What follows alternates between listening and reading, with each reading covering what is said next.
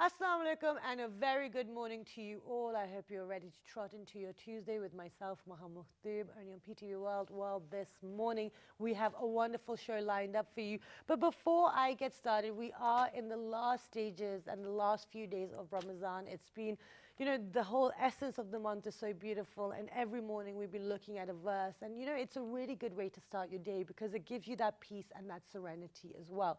But before I get started with the top news, I'd like to share some of my news. For everyone out there where, we pay our taxes, we have to live in this community, we have to live in this society. When there are systems that are broken or not working properly, it is our duty to make sure that we highlight them and we, raise our voices in order to make things better, in order to improve our quality and standard of living. Now, if we keep procrastinating or just being, forget it, what's the point, then things will continue to not correct themselves or, not be improved. Within Pakistan, this is what I hear a lot, that this system is broken, that system is broken. But what I've also noticed is that the people who are, of more privileged backgrounds, they stop using those systems and then they use ulterior means and motives to get their objective achieved. Now, that's wonderful that you have those means and those motives, but the thing is there's a reason why we live in a community and a nation. If we keep taking alternative methods, then the official and the official systems that are there for the rest of the community will never get fixed, and this is why things will keep falling apart. So, be it the security, like police system, be it the law system, be it whatever, you need to use it in order to know where the weaknesses are and in order to make sure that people also do the jobs that they're being paid for. My lecture is over, but we have a wonderful show lined up for you. And when Shazad comes back, he will be joining us next week. I will share more in depth, some more experiences that we had during the month of Ramadan, because we're going to make it very interactive very soon. But before we get started with our show, and we're looking at Surah Ar-Rum today, which is about the relationship between a husband and wife. What is acceptable, how one should behave, because there's a lot of narrative out there, some of it out there which kind of goes against all of our kind of human decency. So we're going to bust some myths as well with this verse as well. But before we do that, let's look at the top stories and look at what's happening around the world.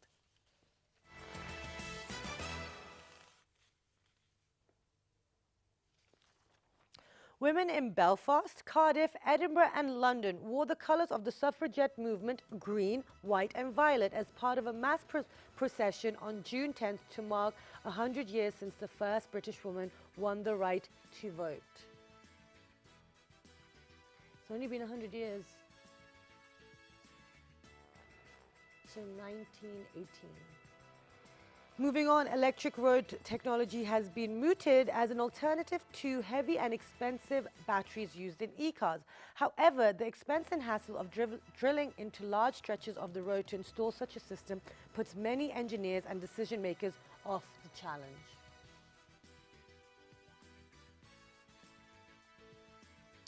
And Pakistan will take on Scotland today in the first 2020 of the two-match series at Edinburgh. PTV Sport will telecast the match live.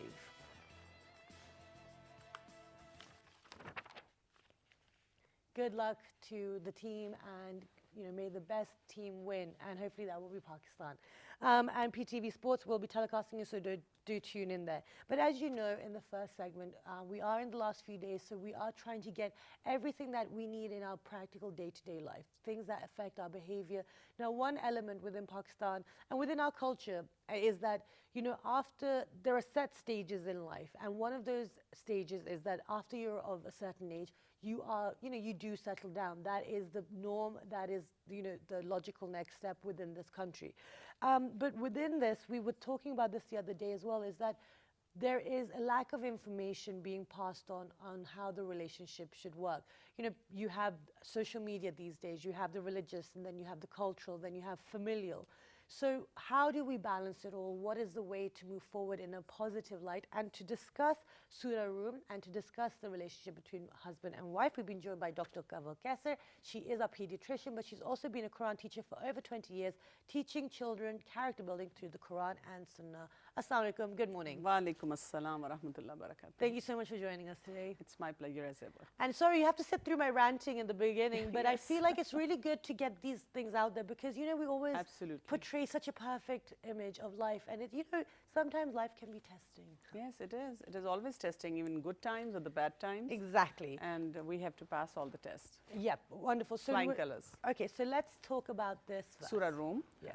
Today I have picked up these verses from Surah Rum, which is verse number 21. It's a single verse, but has a very intensive and enriched kind of message for all the people who are married and the ones who are obviously getting married in a short period of time. So what should be the target in their mind according to this verse? Now this verse says, Bismillahir Rahmanir Rahim, وَمِنْ آيَاتِهِ أَنْ خَلَقَ لَكُم مِّنْ أَنفُسِكُمْ أَزْوَاجًا. And of his sign is that he created for you from yourselves mates. Okay? So the first thing that Allah subhanahu wa ta'ala says in this verse is, which I find really beautiful, وَمِنْ آيَاتِهِ. This is amongst my signs. If you look at the whole Quran, we find out Allah subhanahu wa ta'ala has talked about so many signs in the universe, in our life, in the society around us, and so many important things which he has said is coming from me.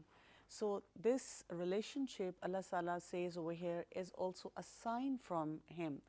And this is so amazing. And then he says that I have created all this. So that means the different color, the different style, different language, different strength that people have, all the variation we find, they are all coming from single source. And then this immediately tells us, listen, there shouldn't be a rivalry between both of you. This is a relationship which is complementary. This is not a relationship where you end up having a competitive sense. You know, it's about my life, or who are you to say a word to me. You complement each other in many beautiful ways. Like we say, this is a relationship with healthy dependency. People do call each other my better half. So that means it's a beautiful relationship that has been talked about.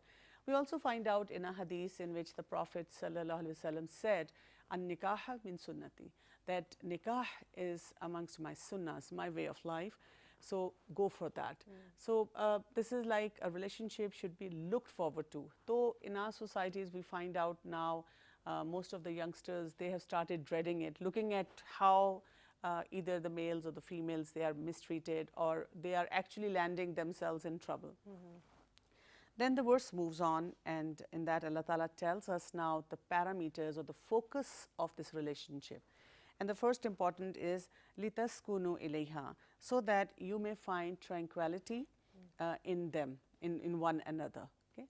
So the relationship is a sign from Allah, and it's a complementary relationship. And how do you fulfill the needs of this relationship is through tranquility. The word that is used over here is sukoon. I mean, just imagine for a minute you enter home and you want to have peace, you want to have tranquility, you want to have sukoon. And this is like a word that is used for mental and emotional decompression. You want to be at your best when you are at home. And what do we see over here is that the role has been given to both men as well as women. So let's start with women. A woman is home and the husband comes in. What are the things, or she needs to make a checklist for herself where she is providing tranquility, and what are the things she's doing consciously, unconsciously, where the tranquility or the serenity at home is getting affected. Like if she's dumping all her baggage onto him, that you have been out the whole day, what do you know about my troubles? And you need to look after the kids. Immediately as soon as he puts his foot in, she is after him for the whole thing, all the things that she wants. Right. Similarly, the man, when he enters home and he looks at his wife, and he, rather than giving her this feeling of tranquility that, oh, you know, my husband is back home and let's chill, let's talk to each other, let's, you know, like sort of feel peace and talk about our accomplishments of the day. And he says, what did you do the whole day? What do you do the whole day? Everything is around. You know, this is like a scenario that we see. Okay. So basically, as you said, that What is happening is these days, a lot of couples are finding this tranquility and peace in social media. That's what they're doing. They look at each other, they're like, oh my God, he's here or she's here. And then they want to be on their own so that they can have peace of mind. Whereas the relationship should be for both of them to work on that tranquility and peace. So this is like, this part of the verse tells us that the real peace starts at home. And if that base is strong at home, then the whole society becomes peaceful. Okay. The verse moves on by saying that after this, you start with sukoon, you start with tranquility, establishing tranquility within home environment. Move on with saying, وَجَعَلَ بَيْنَكُمْ مَوَدَّةً وَرَحْمَةً. Two other important components that we need to work on. Both the spouses have to be working on that. And that is mawadda, which is love. And this love, if I talk about it, this is like investing in your relationship. And this is an extreme love in which there is an element of sacrifice for each other as well. Right. There is a lot of affection, and it's like a special bond that you have. A very beautiful narration from the Surah, we find out that once Hazrat Aisha radiallahu anha, she asked the Prophet sallallahu alaihi wasallam, how much do you love me? And he said, it's my love for you is like that tight knot in a rope. And after that, through thick and thin, she would just ask him, how's the knot? This is like a beautiful relationship they had. He would look at her, smile, and say, it's pretty tight. So they used to like communicate that mawadda, that love, because that will energize you for all the different situations in life. Similarly, we also find out that he would always used to take the glass when Hazrat Aisha would take a sip from it and rotate the glass at the same spot and take a sip from that, just to tell her how much he cares for her. And the third important element is mercy. Mercy is, again, something which needs to be practiced. Like females, the wives, when they're thinking about mercy, all the things that they take care at home, raising the kids, who would do that for anyone else? Or managing home environment, and sometimes they're also working. So they're living with the double load, and they're taking care of everything. Similarly, a man, it's a mercy on his part that he is there working the whole day and then bringing all the money and handing it over to his wife. So these are like three very important components that have been talked about. And the verse ends by saying, Inna fi zalika la ayatin li qawmin yatafakkarun. Indeed, in that are signs for the people who thought about it. So that means that if we actually want to work on this relationship, if we actually want to have a beautiful relationship like that, which is called the sign from Allah subhanahu wa ta'ala, what we need to do is actually nurture all these ingredients in the marriage. And both the boy and the girl, they need to be taught these elements from the very childhood. Wonderful, and thank you so much for sharing that. And I have quite a few questions now. Okay.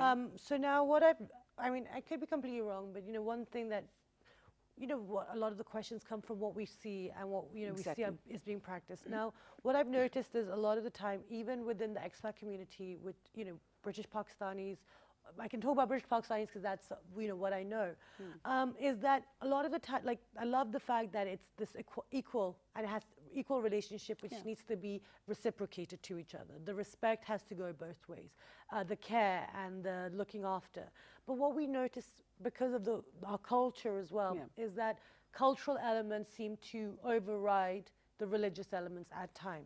So where we see the woman is being obviously asked to make more compromises, more patience, more tolerance, absorbing more hassle, and because that's the thing, if we look at figures, there is more abuse, like violence against women from spouses that are male and stuff. So how do we make peace with that? Because on one end we're practicing one thing, on the other end our religion says something, and then the other hand you have examples of the Prophet, peace be upon him, living this beautiful having this relationship with his wife. That's an important question, Maha.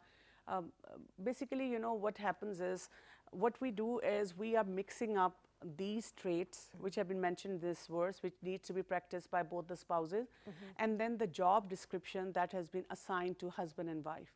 Because when you're confused about these two elements, that's when you are going to be confused about their implementation, and sometimes it brings in frustration for both the couple. Job description is different. The man have been given the main responsibility outside home, and the women have been given the main responsibility within home. And by saying that, it doesn't mean that the women cannot go out, or they cannot work, or they cannot seek education. Times have changed and stuff. Not even times have changed. Even in the times of the Prophet, they were given all these rights. No, I mean as in the sense that one income households in the 21st century, it's not possible anymore. The expenses, the cost of living. So, you need dual. Yeah, whatever elements are there, but we need to, but what is important for a Muslim couple to understand is that if I am, like for a husband, if he is the bread earner, then he needs to have major say in how that money should be distributed. But yes, at the very same time, there is a warning for him that if he spends too much on himself, on his luxuries, and he's not giving that right to his wife to spend on even the basic necessities, he's going to be accountable for that. So, and similarly for the female, if she's going out and she's working, she again has to keep a more close watch on her family, kids, and the system that is to be established within the home environment.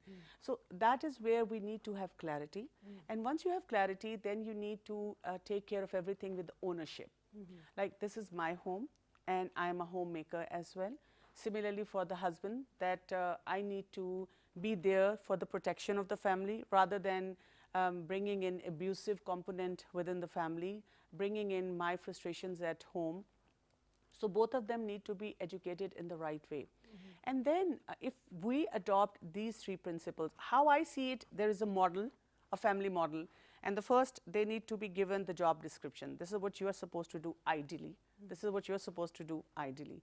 And then if they are doing something else than that, because as you said, we are living in the times where extra pressures are on us, then we need to, like, sort of both the pair needs to, or the couple needs to sort of interact and have clarity on how they're going to resolve their issues. And then you bring in tranquility, the love, and the mercy in the whole relationship. Don't make it into a dry relationship where it becomes so technical. You're getting up in the morning, you're going to the office, and you're just taking care of all the chores, and at the end of the day, both of them are sitting frustrated, looking at each other, who is doing a better job. So that's where the problems start. Okay, and on that note, actually, that's a perfect way to end. Thank you so much for being here. And like we're saying, that to read the text, there is guidelines that tells you about having a beautiful relationship with your spouse, and communication is key for to achieve all of these elements of tranquility, mercy, and peace within your home. So with that, let's go take a short break, and then when you come back, because we are ending Ramzan, we're going to look at how we can continue our positive practices for the rest of the year. Do stay tuned.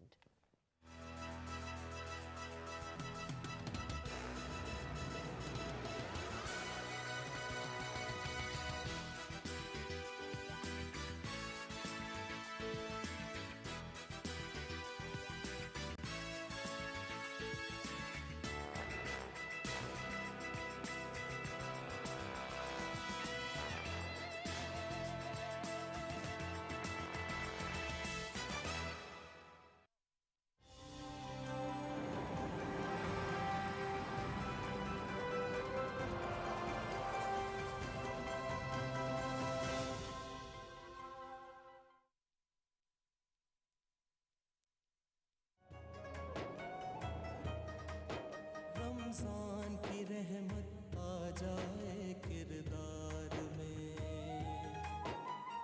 बातचीत में नरमी हो, खुशी मिले सार में। रमजान पाकिस्तान अल्लाह का एहसान है। Ramzan Pakistan.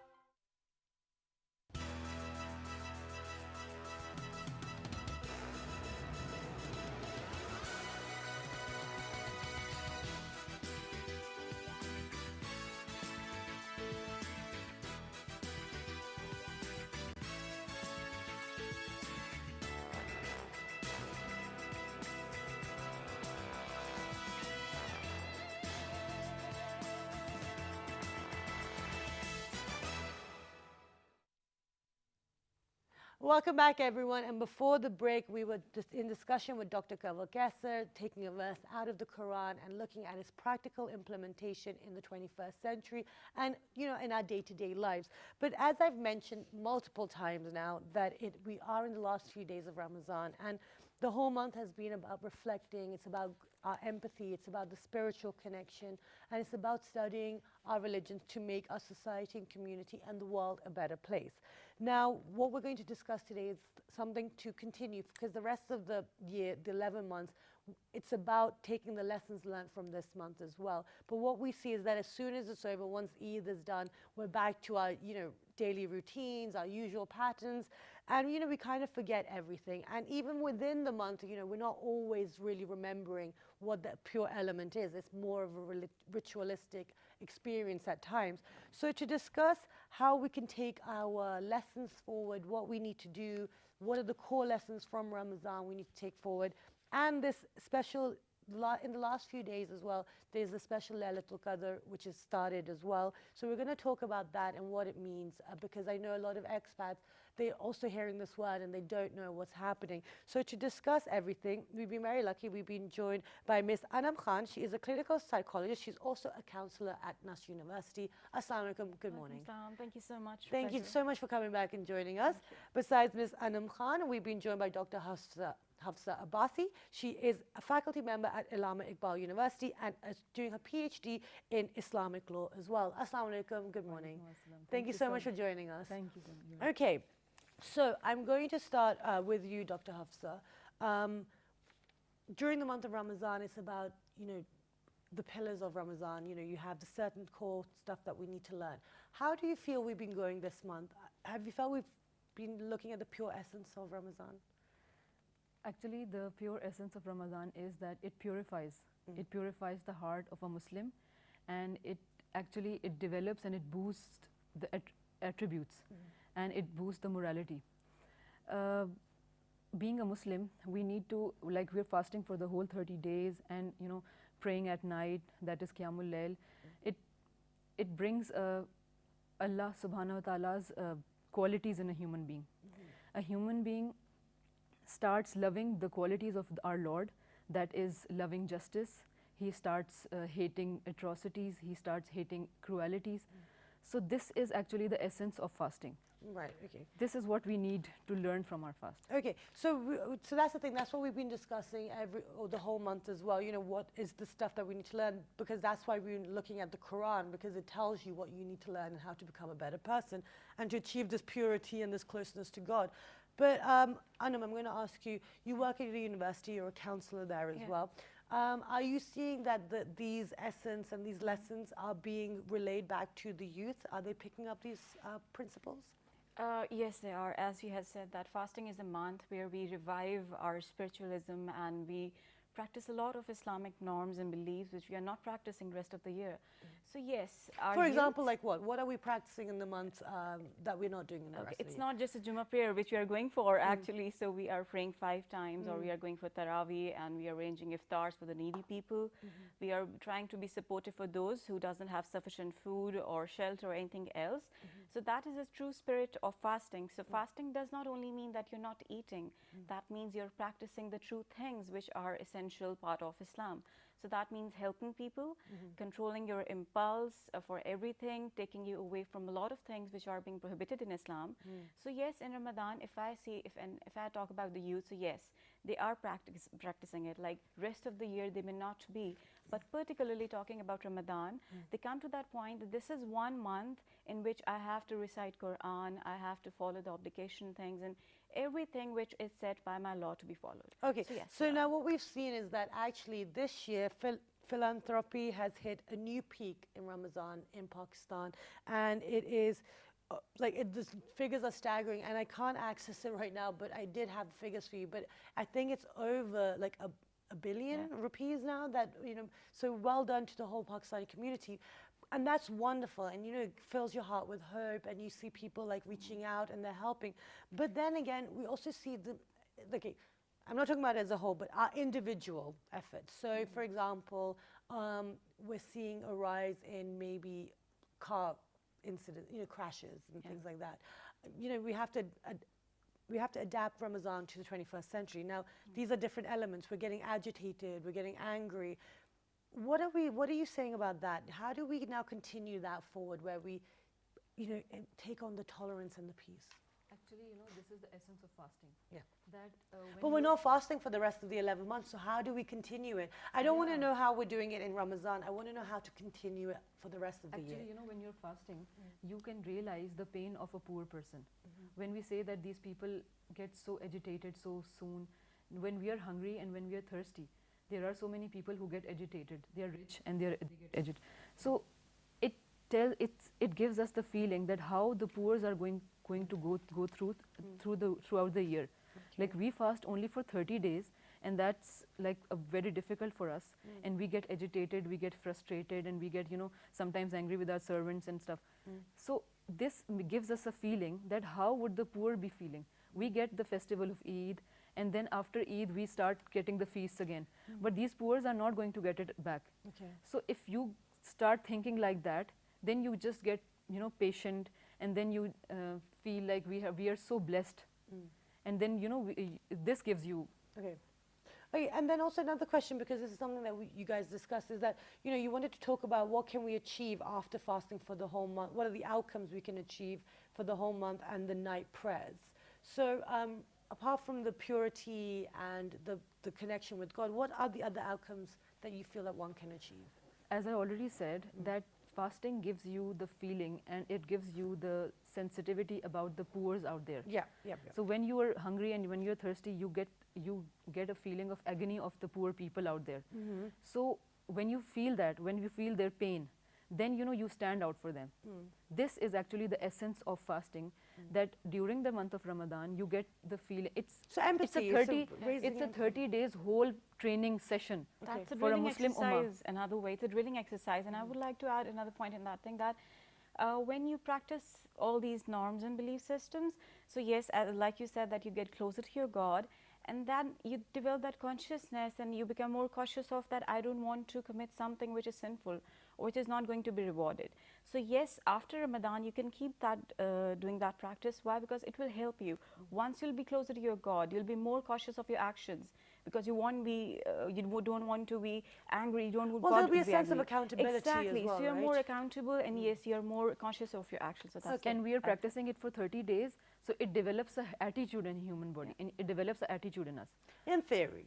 This is all in theory, Yeah. because I mean, Actually, for a lot you're of people, right, you're right. For a lot of people it does, and you're absolutely right, and I'm not negating that at all, but as in, it's always the few that ruin it for the many. True. So, and for me, it's the few always stand out. And also, my experience over the last couple of days also made me realize that people in less fortunate or privileged situations, they really do struggle, and there's a lot of, kind of battles and hurdles they have to overcome. But now there was another point that you wanted to raise, Dr. Hafsa, about raising any examples of such rituals before the advent of Islam. So what was regarding that you wanted to speak about? Actually, the way Quran Hakim said that kutiba alaykumus siyamu kama kutiba alal lazina min qablikum.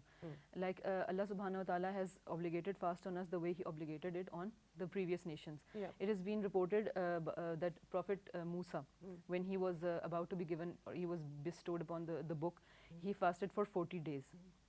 And similarly, it is narrated in Bukhari that Prophet, peace be upon him, when he was in cave of Hira, he observed itikaf, and he was fasting over there.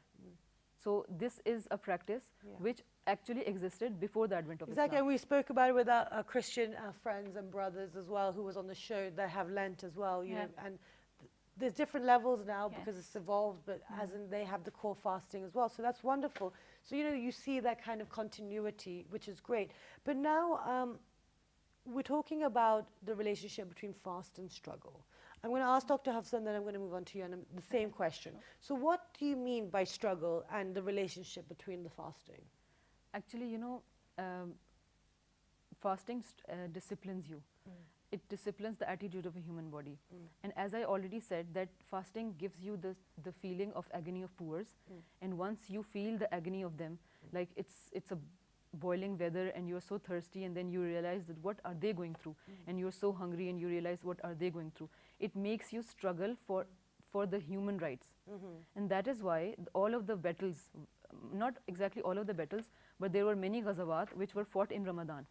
Like Ghazwa Badr was fought in Ramadan because it gives a realization to struggle for human rights.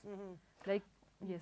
Okay, so now are we seeing the realization? You said yes, that the awareness is there. You're seeing the kids doing a lot of charitable work, but do they continue this after Ramadan? Because if you have realization, that means you're going to continue it. You're going to change your life. That's what realization is, right? So do we have that? Very few of them, to be very honest. It's very few of them. Why? Because you were right about it, that when it's Ramadan and everyone is practicing it, so it's really easier for you. Why? Because it's a festive event and you're going for Taraweeh and everything. But when it's over, it's hard. It's very hard. And I think that is the time when the real struggle that begins, because now you're at your own. No one is watching you. You're not accountable in a way. Like your parents are not going to ask you about it.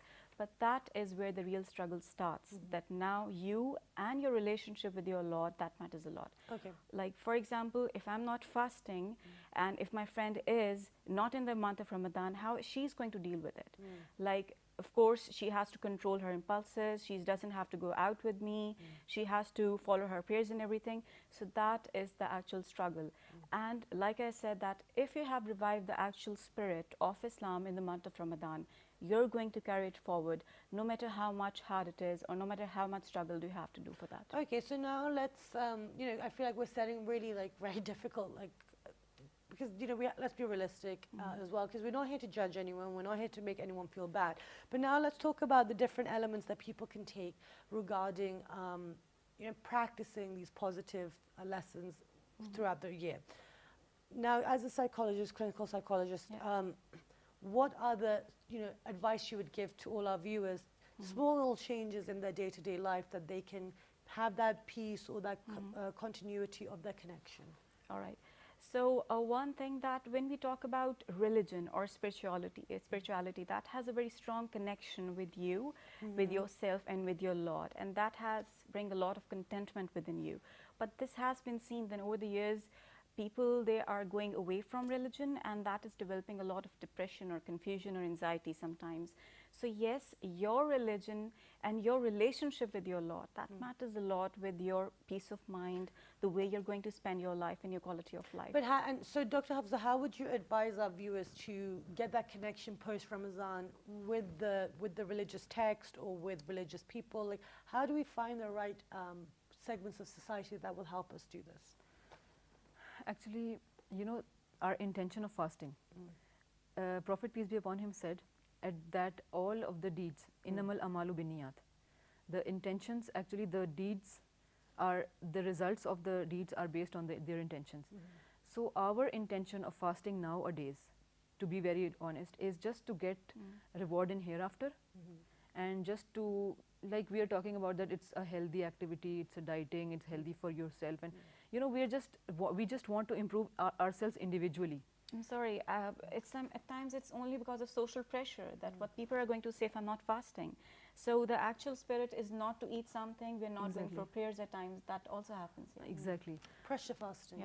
Yeah. So the thing is that when you're fasting just for your own improvement, just for an individual improvement, or just for the reward in hereafter, but the Quran says that you should not work for the reward of this world only. Like the way there is a dua in Quran that says, Rabbana atina fid dunya hasanata wa fil akhirati hasanatan wa qina azaban nar. Like, oh Lord, please give us goodness in this world as well and in hereafter as well. So if we just want to get reward in hereafter and not in this world, how can we feel the agony of poor? Okay.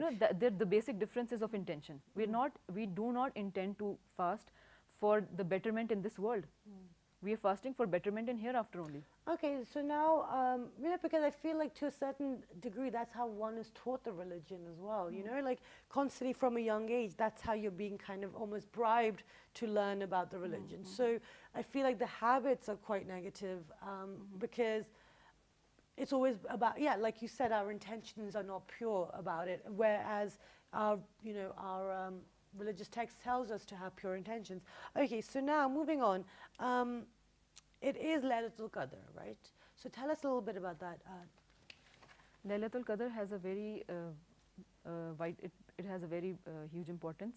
A person, when he keeps on fasting throughout the month, and then he keeps on praying the night prayer that is called Qiyamul Layl, a person gets purified.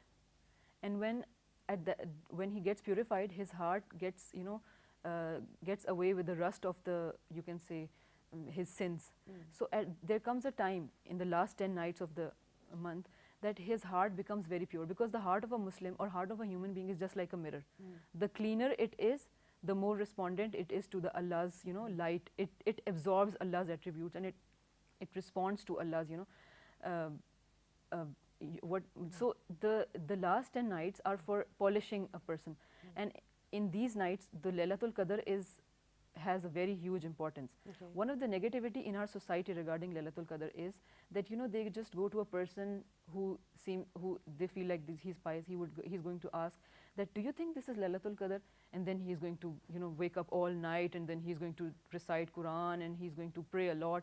This is not actually the theme or the essence of Laylatul Qadr. Laylatul Qadr is a night which you cannot specify. It is not being specified by the Prophet, it is not being specified by anyone. The essence of Laylatul Qadr is to pray all the nights of Ramadan. So that is how you can get Laylatul Qadr, and it is the night in which your heart gets purified and you get connection of Allah subhanahu wa ta'ala. Okay, wonderful. And so we've actually run out of time, so I just want to ask our guests, is there anything you would like to share with our viewers, because we are coming towards the end of Ramzan, so what is it that you would like them to take home from this month? Okay, so like I said, that this is not just 1 month of Ramadan in which we practice the basic things which we have been taught in our Islam. So yes, this is throughout the year that we have to retain and sustain the values which we have practiced. So which includes caring for other and supporting people, being empathetic, and living that spirituality. That is the basic thing, and being a human, that's more important. Wonderful. Dr. Hafsa. I just want to make it clear here that fasting is a ritual, and it should not be taken as an exercise, like the way we just go and we pray, and it should be implemented in the society. Like if the Prophet's companion would be fasting today, the results would be totally different. If the Prophet would be in today's time and he would be fasting, the results would be totally different, because your fasting makes you hate the atrocities out there, because it creates a direct connection with your Lord, and you start hating the atrocities and you start hating the crimes. So this can be done through the institutions. Okay, wonderful. Thank you so much for your time. Thank you for you. being here today. And that's what it's about, you guys. This is what we've been saying the whole month, that it's about reflection. It's about trying to be a good person so that you can make a good community, be good to your neighbors, practice kindness, grow in empathy. And with that, if you want any information about anything we've spoken about over the last month, it's all uploaded. You can message us directly as well, and you can write to us on our Facebook fan page, which is with the name of World This Morning, our Twitter page, World This Morning without a G, our Daily Motion YouTube page, World This Morning. The repeat is at 11:05 p.m. and it's all about standing up for the injustices out there. We have to make our voices heard, especially if we have a platform. With that, have a wonderful day, and I will see you bright and early tomorrow morning. Thank you. Thank you.